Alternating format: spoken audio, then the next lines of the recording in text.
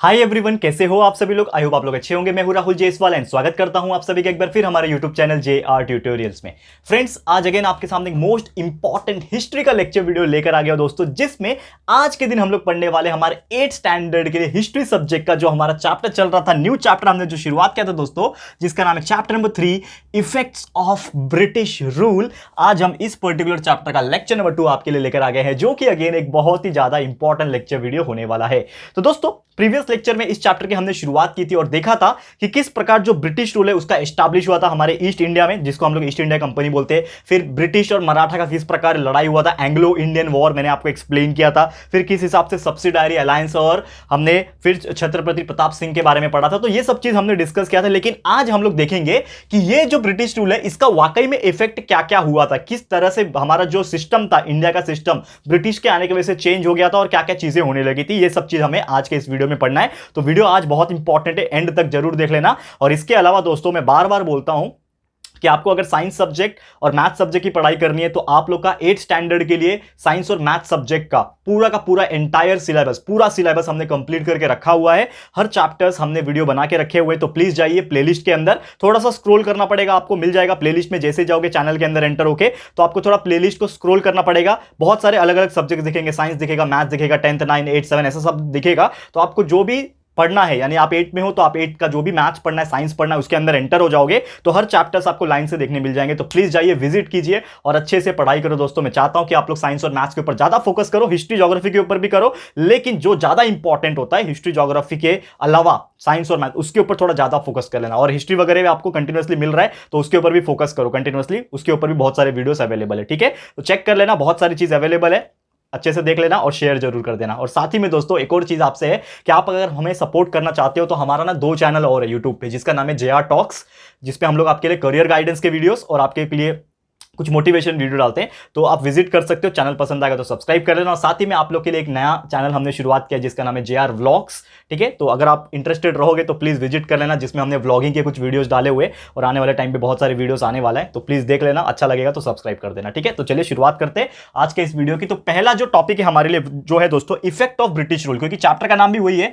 तो अभी यहां से हम लोग शुरू करने वाले हैं इफेक्ट क्या क्या होने वाला है, यानी इफेक्ट्स ऑफ ब्रिटिश रूल। हमारे इंडिया में जो ब्रिटिश रूल जब आया, इसके क्या क्या परिणाम जो है वो होने लगे। तो सबसे पहला जो इफेक्ट हुआ था दोस्तों, वो हुआ था डुअल गवर्नमेंट का, यानी दो सरकार नहीं बोल सकते, लेकिन 2 तरफा सरकार ऐसा आप बोल सकते हो। ठीक है, तो that is the dual government. ठीक है, तो इसकी वजह से क्या परिणाम हुआ था डुअल गवर्नमेंट की वजह से, ये हम लोग स्टडी करेंगे इस वीडियो के अंदर, और उसके आगे बहुत सारी चीजें हम लोग को पढ़नी है।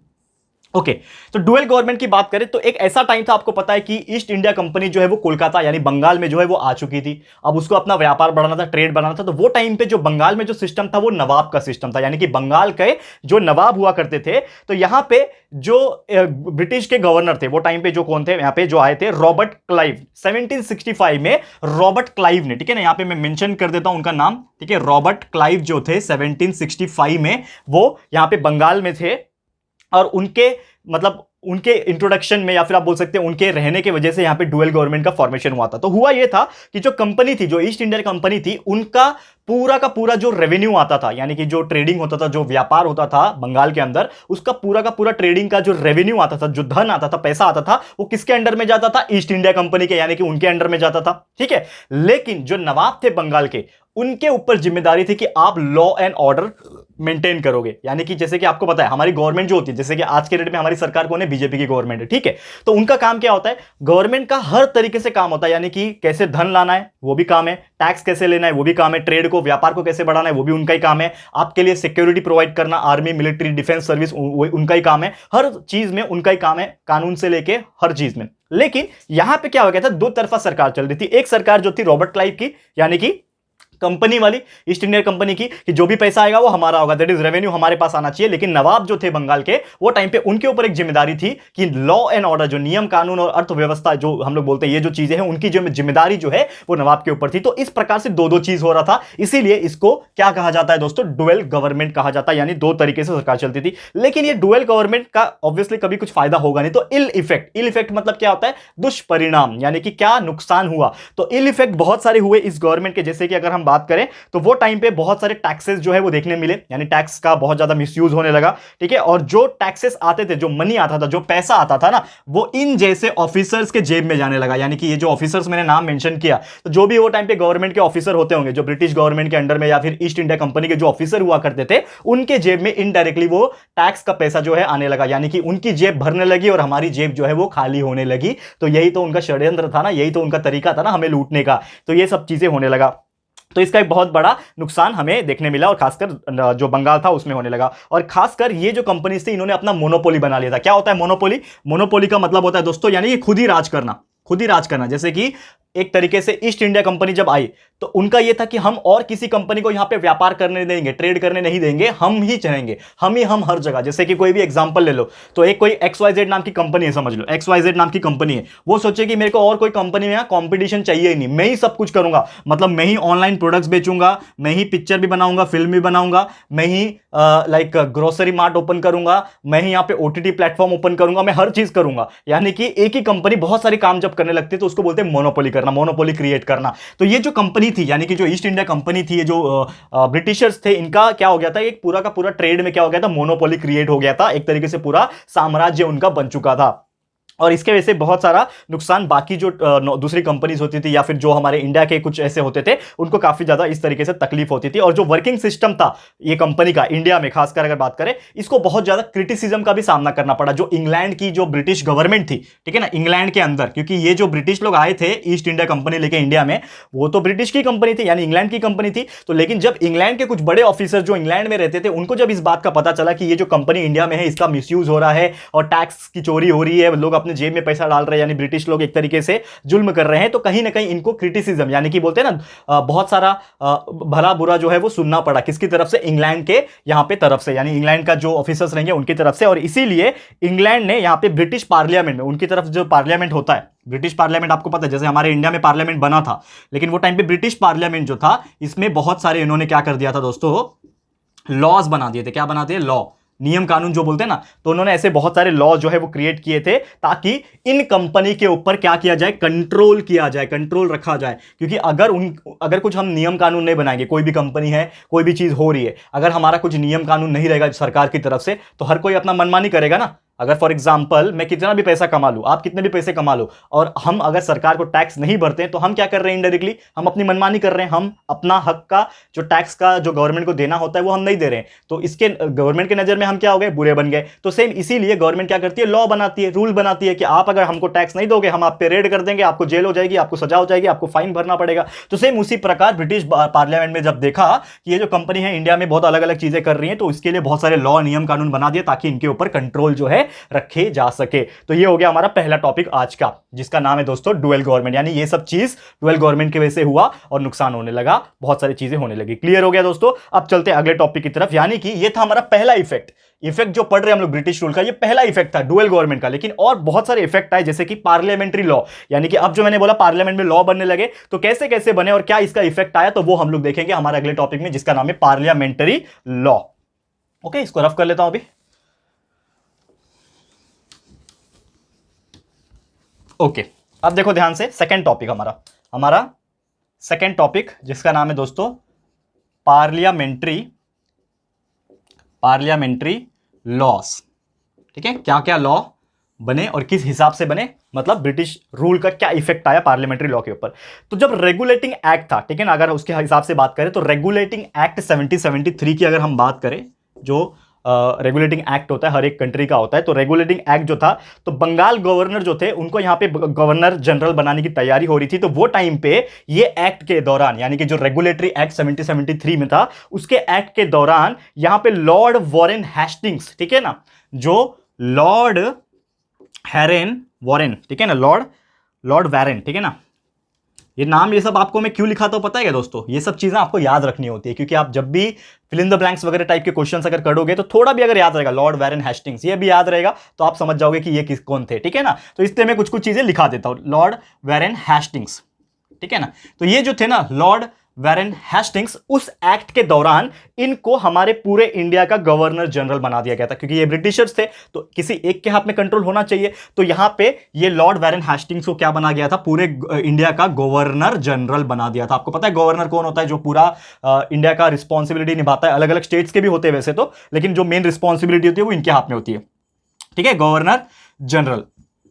तो गवर्नर जनरल पूरे इंडिया का बना दिया गया था इनको, एंड साथ ही में इनको एक राइट दे दिया गया था, यानी कि एक हक दे दिया गया था, एक पावर दे दिया गया था। He had the right to control the policies of Mumbai and Madras. तो आपको पता है वो टाइम पे मद्रास, चेन्नई जो आज हम लोग बोलते थे, वो टाइम पे मद्रास हुआ करता था, और मुंबई और मद्रास ये दो ऐसे शहर थे जहां से पैसा बहुत आता था और यहां पे डेवलपमेंट बहुत होता था, क्योंकि दो तीन ही शहर ऐसे थे, जैसे बंगाल का कोलकाता हो गया, मद्रास हो गया, मुंबई हो गया, बॉम्बे वो टाइम पे बोलते थे। तो ये सब चीज बहुत ज्यादा फेमस थे। तो वो टाइम पे क्या होने लगा, इनको पूरा का पूरा कंट्रोल दे दिया गया, किसके ऊपर, मुंबई और मद्रास के प्रोविंस जो थे उसका पूरा हक दे दिया, और एक कमिटी बनाया गया 4 लोगों का, 4 मेंबर्स का कमिटी बनाया गया ताकि उसको असिस्ट कर सके, ठीक है ना, 4 मेंबर्स, ठीक है ना, 4 मेंबर्स का क्या बना दिया गया, कमिटी बना दिया गया, ठीक है, ताकि इसको जो है असिस्टेंट्स मिल सके, क्योंकि अकेला क्या काम करेगा, तो 4 लोग और साथ में भेज दिए गए, 4 लोग का कम्युनिटी मेंबर्स बना के इनको इनके साथ में भेज दिया गया। फिर 1784 में पिट्स इंडिया एक्ट, एक और एक्ट तैयार किया गया 1784 में, according to the Pitt's India Act, ठीक है ना। ये एक ऐसा एक्ट होता है, जैसे आपको पता है बहुत सारे एक्ट होते हैं, इन्वायरमेंट एक्ट होता है, वैसे ये भी एक एक्ट था, पिट्स इंडिया एक्ट, जो लागू किया गया, ठीक है ना। कब लागू किया गया, 1784 में। ये सब चीज छोटी छोटी चीजें याद रखनी है, ठीक है ना। पिट्स इंडिया एक्ट जो है वो लागू किया गया, एंड अकॉर्डिंग टू दिस अगर बात किया जाए तो ये एक्ट क्या प्रोवाइड करता है, it provides for the appointment of the permanent board of council for better regulation and management of the board of council, यानी कि जो कैसे हम लोग एक तरीके से बेटरमेंट लाए, डेवलपमेंट कैसे लाएं, ये सभी चीज जो है इसको देखने का जिम्मेदारी, यानी कि अब मैं किसकी बात कर रहा हूं, लेकिन डेवलपमेंट की जो मैंने बात किया, परमानेंट डेवलपमेंट, इसका अपग्रेडेशन हो गया, या फिर कंट्रोल और बेटर अपॉर्चुनिटीज के लिए, लेकिन किसकी, ईस्ट इंडिया कंपनी के लिए। यानी कि ये जो एक्ट बनाया गया वो किसकी बेहतरी के लिए बनाया गया, ईस्ट इंडिया जो कंपनी था उनका, ईस्ट इंडिया जो कंपनी था, किसका कंपनी था ये, ऑब्वियसली ब्रिटिशर्स का ही था। तो ये लोग वही चाहते थे कि पूरा का पूरा इंडिया में हम व्यापार बढ़ा दे और ईस्ट इंडिया कंपनी पूरा एस्टैब्लिश कर दे। तो इसीलिए ये पिट्स इंडिया एक्ट बनाया गया, ताकि पूरा का पूरा अच्छे से परमानेंट कंट्रोल हो सके, किसके ऊपर कंट्रोल हो सके, रेगुलेशन और management of affairs of the east India company in India, पूरे इंडिया में पूरा ये सब चीज फैल जाए। और 1813 में, फिर 1833 में और 1853, यानी हर 20 साल के बाद, देखो यहां पे 1813 में, उसके बाद 1833 में, और उसके बाद 1853 में, ये हर 20 साल के बाद, 13 में, फिर 20 साल के बाद 33 में, फिर 20 साल बाद 53 में, हर 20 साल के बाद यहां पे नए नए लॉज भी उसमें ऐड होते गए। यानी कि एक नियम कानून तो जब बन गया था, लेकिन बाद में हमें उसको अपग्रेड भी करना होता है, नए नए नियम और ऐड करने होते हैं। जैसे कि आज के डेट में कुछ कानून बना है अगर, तो क्या नया कानून बना नहीं क्या आज तक? अगर 50 साल पहले कुछ कानून बना होगा तो अभी बनेगा नहीं क्या? बनता है। तो उसी कानून में नए नए कानून भी ऐड होते हैं। तो सेम जब ये बना, पिट्स इंडिया एक्ट जब बना ईस्ट इंडिया कंपनी को यहां पे मैनेज करने के लिए और उसको ग्रो डेवलपमेंट करने के लिए, तो 1813, 1833 और 1853 में भी नए नए कानून आते गए और उसको ऐड करते गए यहां पे, ठीक है। और पार्लियामेंट जो था वो अलग अलग सर्टेन चेंजेस जो है इसमें आने लगे, ताकि जो कंपनी का जो वर्किंग करने का जो तरीका है, जो अलग अलग टेक्निक्स है, उसको हम लोग इंप्रूव कर सके। वैसा वो टाइम पे वो लोग ने किया, ब्रिटिश गवर्नमेंट ने किया। और इस तरीके से ब्रिटिश गवर्नमेंट का ना पूरे इंडिया के ऊपर और पूरे ईस्ट इंडिया कंपनी के ऊपर कहीं ना कहीं एक इनडायरेक्ट सा कंट्रोल हो गया। क्योंकि ईस्ट इंडिया कंपनी जो थी वो क्या थे, ब्रिटिशर्स ही थे, लेकिन उनका ये नहीं था कि उनको अपना गवर्नमेंट बनाना यहां पे। लेकिन जो इंग्लैंड की तरफ से जो ये सब रूल्स बनाने लगे, पार्लियामेंट में जो ये सब रूल्स बनाने लगे, क्योंकि ये इंडिया में जब आए थे तो ये सिर्फ बिजनेस करने के लिए आए थे, व्यापार करने के लिए, ट्रेड करने के लिए आए थे। इन्होंने ऐसा सोचा नहीं था कि हमको पूरा इंडिया में क्या करना है, गवर्नमेंट बनाना है। लेकिन जब ब्रिटिश थे, किसके अंडर में थे, इंग्लैंड के अंडर में थे, तो इनका यह मानना था कि आपको अगर कुछ करना है तो आपको हमारे रूल्स एंड रेगुलेशंस के हिसाब से चलना पड़ेगा। तो इन्होंने बहुत सारे पार्लियामेंट्री लॉज बनाना शुरू किया, उसमें से भी एक लॉ ये था। तो ऐसे बहुत सारे चीज बनाया, और इसी प्रकार से जो ब्रिटिश गवर्नमेंट थी या फिर इंग्लैंड की गवर्नमेंट बोल लो, इनडायरेक्टली उन्होंने क्या कर लिया, एक कंट्रोल पा लिया। इनडायरेक्टली इन्होंने एक कंट्रोल पा लिया। किसके ऊपर कंट्रोल पा लिया? ईस्ट इंडिया कंपनी के ऊपर, और इन शॉर्ट बोल सकते हो तो इंडिया के ऊपर उन्होंने इनडायरेक्टली कंट्रोल पा लिया। और जब ये ब्रिटिश का रूल जब बढ़ने लगा, क्योंकि कंट्रोल तो मिल गया था, तो पूरा का पूरा नॉर्मली पावर जो है उनके हाथ में, तो जब ब्रिटिश रूल धीरे धीरे आगे बढ़ने लगा और डेवलप होने लगा, एमर्ज होने लगा, तो एक न्यू एडमिनिस्ट्रेटिव सिस्टम की जरूरत है। क्योंकि कभी भी हम लोग कुछ नया चीज शुरू करते हैं, समझ लो एक बिजनेस में शुरू कर रहा हूं, एग्जाम्पल के तौर पे एक बिजनेस में शुरू कर रहा हूं। अब वो बिजनेस शुरू करना बड़ी बात नहीं है, बिजनेस को चलाना बड़ी बात है। तो उसके लिए मुझे क्या करना पड़ेगा, मेरा एडमिनिस्ट्रेटिव डिपार्टमेंट, जैसे हम लोग एक व्हाट्सएप ग्रुप क्रिएट करते हैं तो मुझे एडमिन की जरूरत पड़ती है, क्योंकि एडमिन क्या करेगा, अलग अलग मेंबर्स को ऐड करेगा। उसी प्रकार यहां पर अगर मैंने कोई बिजनेस खोला है तो वो क्या करेगा, अलग अलग लोग को एडमिनिस्टर करेगा, यानी कि अपने अंडर लाएगा, कंपनीज को कारभार समझाएगा और चीजें की देखरेख रखेगा। कोई कैशियर रहेगा, पैसा लेने का काम करेगा, कोई यहां पे अकाउंटेंट रहेगा, कोई यहां पे अगर मैंने होटल शुरू किया तो कोई वेटर रहेगा। तो इस प्रकार, तो सेम उसी प्रकार जो ब्रिटिश गवर्नमेंट ने थे, उन्होंने क्या किया, एडमिनिस्ट्रेटिव सर्विस शुरू किया। एंड वहां पे एडमिनिस्ट्रेटिव सिस्टम जो था वो डेवलप करना शुरू किया, क्योंकि ब्रिटिश गवर्नमेंट चाह रहा था कि हम पूरे के पूरे इंडिया लेवल पे फैल जाए और पूरा का पूरा यहां पे एक मिनी इंग्लैंड, यानी कि एक तरीके से mini government, mini British government जो है पूरा का पूरा यहां पे एस्टैब्लिश कर पाए। ठीक है, और इसीलिए सिविल सर्विस, फिर उसके बाद military service, police force, judicial system, ये इन्होंने एस्टैब्लिश करना शुरू किया। यानी कि इन शॉर्ट ब्रिटिश आए थे खाली व्यापार करने ईस्ट इंडिया कंपनी के नाम से, अब वो पूरा का पूरा रूल करने लगे और अब वो अपना पूरा सिविल सर्विस, यानी कि जो एडमिनिस्ट्रेटिव सर्विस होता है वो लागू कर दिया, मिलिट्री फोर्स लागू कर दिया, जुडिशियल सिस्टम यानी कोर्ट वगैरह भी लागू कर दिया। तो ये जो थे चार मेन पिलर्स बन गए थे। कौन कौन यहां पे, civil service, military service, police force and judicial system, ये चार मेन पिलर बन गए थे ब्रिटिश एडमिनिस्ट्रेशन के। कहां पे, इंडिया में। तो इस तरह से इंडिया में आ गए और पूरा का पूरा अपना चारों पैर, यानी कि बोलते हैं ना चार स्तंभ होते हैं ना, चार पिलर्स होते हैं ना कोई भी बिल्डिंग को खड़ा करने के लिए, वो समझ लो चार पिलर्स को अपना खड़ा कर दिया और मजबूती से खड़े हो गए ब्रिटिश हमारे इंडिया के सामने, और हमारा ही राज चलेगा, ऐसा यहां पे शुरू हो गया। ठीक है, ये सब चीज हो गया। अब राज तो शुरू करना है, लेकिन हमें उसके लिए एडमिनिस्ट्रेटिव सर्विस की जरूरत है। तो एडमिनिस्ट्रेटिव सर्विस यानी कि सिविल सर्विस। अब सिविल सर्विस पे ये जो है कार्यभार संभालने के लिए उन्होंने लोगों को अपॉइंट किया। तो सिविल सर्विस में कैसे अपॉइंट किया, क्या हुआ, ये सब चीज पढ़ेंगे हम लोग हमारे अगले टॉपिक में। तो ये था हमारा सेकंड टॉपिक, पार्लियामेंट्री लॉ, जिसमें ये सब नियम कानून बनाए गए और बहुत सारी चीजें चेंजेस होती गई, न्यू लॉज बनते गए। क्लियर है, तो उम्मीद करता हूं कि ये चीज आपको बहुत ही अच्छे से क्लियर हो गया होगा। अब चलते हैं यहां पे हमारे दूसरे यानी तीसरे टॉपिक के ऊपर।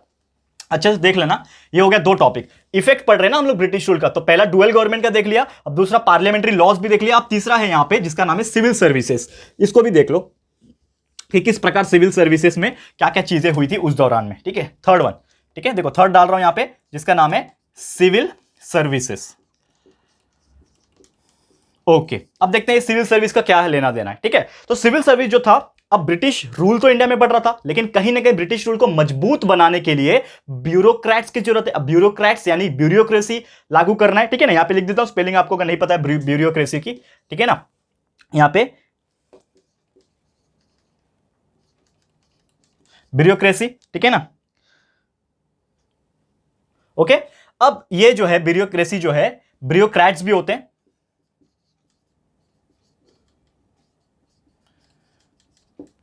तो जैसे मैंने बोला, सुन लो पहले, थोड़ा सा ध्यान से सुन लो, बहुत इंपॉर्टेंट चीज है कि अगर आपको कोई भी चीज को लागू करना है या फिर कोई भी चीज को एस्टैब्लिश करना है, तो आपको कुछ ऐसे लोग चाहिए जो उसका कार्यभार को संभाल सके। तो वो जो लोग होते हैं जो हर चीज का कार्यभार संभाल सकते हैं, इन शॉर्ट हम उनको ऑफिसर्स बोलते हैं। तो उसी को हम लोग बोलते हैं ब्यूरोक्रेसी। और जो आदमी लोग होते हैं उसमें जो वर्क करने वाले जो लोग होते हैं उनको ब्यूरोक्रेट्स कहते हैं। यानी कि आज के डेट में जो हमारे इंडिया की मैं बात करूं, इस पे आऊंगा फिर से, लेकिन आज के डेट में इंडिया की मैं बात करूं तो जो भी आईएएस ऑफिसर्स होते हैं, आईपीएस ऑफिसर्स होते हैं, जो उनकी पैनल्स होती है ना, ये लोग क्या है, हमारे इंडिया का कार्यभार संभालते हैं। क्योंकि अगर वो नहीं रहेंगे तो मिनिस्टर जो है वो अपना काम ठीक से नहीं कर पाएंगे, क्योंकि इनडायरेक्टली जो मिनिस्टर्स होते हैं, जो भी वो कार्यभार संभालते हैं, चाहे वो फॉरेन मिनिस्ट्री हो, लाइक डिफेंस मिनिस्ट्री हो, फाइनेंशियल मिनिस्ट्री हो, फाइनेंस मिनिस्ट्री हो गई, या फिर हर चीज, वो कहीं ना कहीं अंदर से जो काम होता है वो कौन करता है, आईएएस ऑफिसर्स करते हैं ना। उनके जो डिप्यूटीज होते हैं, जो उनके पैनल मेंबर्स होते हैं, वो सब मिलके करते हैं। तो वो लोग कौन है, ब्यूरोक्रेट्स है। ठीक है ना, और वो पूरा का पूरा सिस्टम जो है उसको क्या बोलते हैं, ब्यूरोक्रेसी बोलते हैं। तो सेम इसी प्रकार ब्रिटिश गवर्नमेंट का जब आया था, तो उनको जब रूल करना था और पूरा का पूरा स्ट्रेंथनिंग करना था, मजबूती प्रदान करना था, तो उन्होंने ब्यूरोक्रेसी लागू करना शुरू किया, ब्यूरोक्रेट्स को लागू करना शुरू किया। और इसीलिए यहां पे लॉर्ड कॉर्नवालिस जो थे, लॉर्ड कॉर्नवालिस, ये चीज ध्यान में रखना, क्या नाम है बोल रहा हूं मैं, लॉर्ड कॉर्नवालिस। बहुत ही डिफिकल्ट नाम है लेकिन याद रख लोगे आप लोग। तो ये जो लॉर्ड कॉर्नवालिस थे, इन्होंने ही इंट्रोड्यूस किया था ब्यूरोक्रेसी को। देखो ये एक पॉइंट मिल गया आपको, fill in the blank MCQs में पूछ सकता है। लॉर्ड कॉर्नवालिस ने ब्यूरोक्रेसी को लागू किया था एंड उसके अनुसार सिविल सर्विस जो था एक बहुत ही इंपॉर्टेंट रूल बन गया था। जैसे आज के डेट में हमारा सिविल सर्विस एग्जाम क्या है, IAS officer, IPS officer, IFS officer, ये सब चीज बनना होता है। उसी प्रकार यहां पे सिविल सर्विसेज यहां पे स्टार्ट की गई ब्रिटिश गवर्नमेंट की तरफ से। और यहां पे बहुत सारे प्राइवेट जो ट्रेड होते थे, यानी कि प्राइवेट ट्रेड यानी कि गवर्नमेंट से हटके अलग जो ट्रेडिंग करते थे, व्यापार करते थे, उनके ऊपर रिस्ट्रिक्शंस यानी रोक टोक जो है वो लगा दी गई थी। यानी कि आपको अगर कुछ भी करना है तो गवर्नमेंट के साथ मिलकर करना होगा, गवर्नमेंट के अंडर में करना पड़ेगा, नहीं तो आप नहीं कर पाओगे। तो ये सब चीज होने लगा और इसके हिसाब से बहुत सारे ऐसे ऑफिसर्स को अपॉइंट किया गया और उनकी सैलरी को भी यहां पे इंक्रीज कर दिया गया ताकि वो एकदम काम जो है अच्छे से कर सके। ये सब चीजें होने लगी, ठीक है ना। उसके बाद क्या हुआ कि कन्वीनियंस के लिए उन्होंने ब्रिटिश जो टेरिटरीज थी, यानी कि देखो पूरा इंडिया ब्रिटिश ने वो टाइम पे ऑक्युपाई नहीं किया था, बहुत सारे टेरिटरीज गिने चुने, ऊपर नीचे दाएं बाएं लेफ्ट राइट ऊपर नीचे नॉर्थ साउथ जो भी उनका था, लेकिन उनका जो टेरिटरीज था वो अलग अलग था। यानी कि जहां जहां ब्रिटिश ने अपना अपना कब्जा कर रखा है, जो जो टेरिटरीज ब्रिटिश के कब्जे में आती है, वहां पे उन्होंने क्या किया, डिवीजन करना शुरू किया, यानी कि डिवाइड करना शुरू किया। और डिवाइड इस हिसाब से किया कि यहां पे मैंने कुछ ऑफिसर्स को डाल दिया, समझ लो नॉर्थ साइड में कोई मेरा टेरिटरी है तो वहां पे मैंने 10 ऑफिसर्स को भेज दिया कि आप लोग का जिम्मेदारी है, आप लोग इसको निभाओगे। तो ऐसे अलग अलग लेवल पे उन्होंने क्या कर दिया, एडमिनिस्ट्रेटिव सर्विस करने के लिए यानी कि देखरेख करने के लिए उन्होंने ऑफिसर्स को अपॉइंट किया और वो ऑफिसर्स को अपने अलग अलग टेरिटरी के हिसाब से बांट दिया और इसमें बनाया गया डिस्ट्रिक्ट कलेक्टर। यानी कि आपको पता है जो हम लोग आज बोलते हैं ना, डीएम बोलते हैं, ठीक है, डिस्ट्रिक्ट मैजिस्ट्रेट हो गया, डिस्ट्रिक्ट कलेक्टर बोलते हैं, आईएएस ऑफिसर बनने के बाद कोई कलेक्टर बनता है, तो वही यानी कि डिस्ट्रिक्ट कलेक्टर जो है इस तरीके से ये पोस्ट जो है बना के वो ऑफिसर्स को तैनात करने लगे डिस्ट्रिक्ट लेवल पे। और डिस्ट्रिक्ट लेवल पे जो भी कार्यभार होगा वो वही ऑफिसर संभालेगा और जो भी रेवेन्यू होगा, जो भी टैक्स का जो पैसा आएगा वो वही रखेगा एंड उसके बाद जो गवर्नमेंट है उसमें जाएगा। तो ये सब चीजें जो है होने लगी according to the British government, ठीक है ना। तो ये आसान हो गया, यानी कि अब किसी एक इंसान के ऊपर लोड नहीं आएगा, उन्होंने हर एक को बांट दिया कि ये वाला टेरिटरी तेरा है, ये वाला डिस्ट्रिक्ट तेरा है, ये वाला डिस्ट्रिक्ट तेरा है, ये वाला डिस्ट्रिक्ट तेरा है। तो ऐसे अलग अलग डिस्ट्रिक्ट के हिसाब से उन्होंने डिस्ट्रिक्ट कलेक्टर्स को तैनात कर दिया। अब उनकी जिम्मेदारी है उसके कार्यभार को संभालने के लिए, एडमिनिस्ट्रेटिव सर्विस करने के लिए और बहुत सारे रेवेन्यू को कलेक्ट करने की। तो ये सब चीजें जिम्मेदारी उनकी है और साथ साथ में मेंटेनिंग लॉ एंड ऑर्डर, नियम कानून, अर्थव्यवस्था, ये जो चीजें होती है इसको देखरेख करने की जिम्मेदारी आपकी है। ऐसा गवर्नमेंट ने बना के उनको अलग अलग जगह पे भेज दिया। ये सब चीज हो गया, ठीक है। और इसीलिए इनको, ये जो ऑफिसर्स होते हैं डिस्ट्रिक्ट कलेक्टर के, ये ऑफिसर्स को अपॉइंट करने के लिए सिविल सर्विस एग्जाम जो है, सिविल सर्विस एग्जाम जो है वो गवर्नमेंट कराने लगी, जिसका नाम था दोस्तों ICS, Indian civil service. ICS यानी Indian civil service, civil service है ना, तो आगे इंडिया लगा दो तो इंडियन सिविल सर्विस करके। अब ब्रिटिश भले ही इंडिया में थी ना, लेकिन उनको तो पता था ये इंडिया है, इसीलिए उन्होंने नाम इंडिया से ही शुरू किया था, इंडियन सिविल सर्विस। और ये एग्जाम जो क्लियर करेगा, जो पास करेगा, उसको डिस्ट्रिक्ट कलेक्टर बना दिया जाएगा। और आज इस एग्जाम का नाम क्या है दोस्तों, आज इस एग्जाम का नाम क्या है दोस्तों, सिविल सर्विस एग्जाम ही है, ठीक है ना। सिविल सर्विस सीएससी बोलते हैं इसको, ठीक है ना। आईसीएस को हम लोग अभी आज बोलते हैं सीएससी, सिविल सर्विसेज एग्जामिनेशन ही बोलते हैं। और इसी के अंदर आ जाता है आईएएस, यानी कि अगर आपको डिस्ट्रिक्ट कलेक्टर बनना है तो आपको आईएएस का एग्जाम देना पड़ेगा। आपको अगर पुलिस सर्विस में जाना है तो आपको आईपीएस का एग्जाम देना पड़ेगा। और ये दोनों के ऊपर मैंने वीडियोस बनाए हुए, कैसे जाते क्या जाते, हमारे सेकंड चैनल जेआर टॉक्स के अंदर। तो अगर आप इंटरेस्टेड हो तो जाके वीडियो देख सकते हो, ठीक है। तो ये सब चीज कर लेना, ओके, समझ में आ गया। अब नेक्स्ट पे आते हैं, ये हो गया आपका थर्ड पॉइंट, यानी civil service examination, civil service क्या क्या चीजें की इस गवर्नमेंट ने, ये हमने देख लिया। अब चौथे चीज पे आते हैं, यानी फोर्थ इफेक्ट्स पढ़ रहे ब्रिटिश का, 3 इफेक्ट पढ़ लिया। अब चौथा इफेक्ट क्या है वो थोड़ा सा हम लोग देखते हैं यहां पे। तो फोर्थ इफेक्ट की अगर मैं बात करूं वो है दोस्तों मिलिट्री एंड पुलिस पावर, ठीक है ना, मिलिट्री एंड पुलिस फोर्स, ठीक है, हमारा फोर्थ पॉइंट।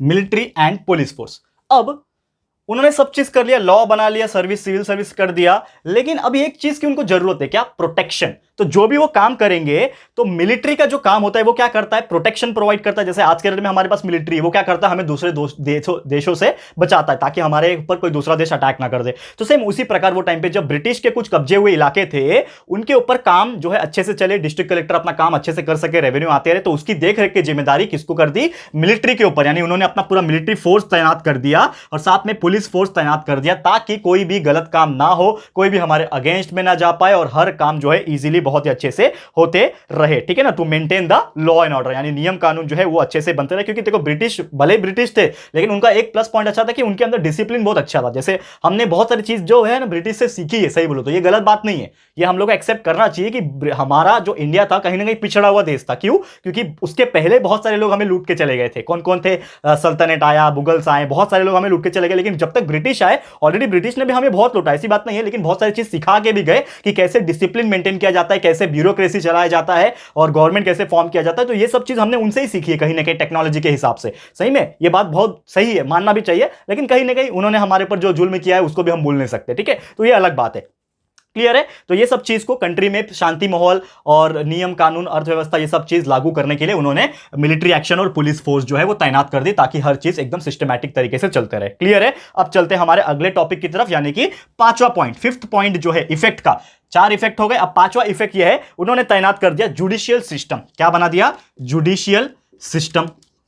अब जुडिशियल सिस्टम क्या होता है आपको पता है? कोर्ट, न्यायालय। ठीक है ना, जुडिशियल सिस्टम मतलब कोर्ट होता है ना, जस्टिस, जस्टिस होना चाहिए। तो अगर कुछ भी काम हो रहा है, लेट्स सपोज इलीगल एक्टिविटीज हो रही है, अब गवर्नमेंट बना दिया ब्रिटिश ने, हर काम हो रहा है अच्छे से, लेकिन कुछ ऑफिसर्स होंगे जो अपना ठीक से काम नहीं कर रहे होंगे, कुछ लोग होंगे जो गवर्नमेंट के खिलाफ जा रहे होंगे, आंदोलन कर रहे होंगे, या फिर कोई भी बहुत सारी अलग अलग चीजें हो रही है। तो उन्होंने क्या किया, यहां पे अपना एक जुडिशियल सिस्टम भी बना दिया, यानी ब्रिटिश ने एक नया जुडिशियल सिस्टम इंडिया में लागू किया on the basis of the judicial system in England. यानी इंग्लैंड का जो जुडिशियल सिस्टम था उसी हिसाब से इंडिया में भी उन्होंने लागू किया, और हर डिस्ट्रिक्ट में उन्होंने सिविल और क्रिमिनल कोर्ट, यानी कि हर डिस्ट्रिक्ट में उन्होंने एक सिविल कोर्ट और एक क्रिमिनल कोर्ट, हर डिस्ट्रिक्ट में। आपको पता है हमारे आज भी देखा जाए तो हर एक डिस्ट्रिक्ट में आपको एक सिविल और क्रिमिनल कोर्ट जो है देखने मिल जाएगा। तो सिविल में सिविल मैटर्स होते हैं, यानी कि अगर कोई घर का काम है, यानी कि बहुत सारी जो घर के घरेलू जो चीजें होती है ना, उसको बोलते हैं सिविल मैटर। ठीक है ना, प्रॉपर्टी के मैटर सिविल मैटर। और क्रिमिनल में मतलब क्या होता है कि आपने अगर किसी का लाइक मर्डर किया है, डेथ हो गया इनडायरेक्टली, ऐसे जो क्रिमिनल एक्टिविटीज जो होती है ना वो इसमें आ जाती है। तो ये कोर्ट में इस टाइप के फैसले होते थे और सिविल में नॉर्मल वाले फैसले होते थे।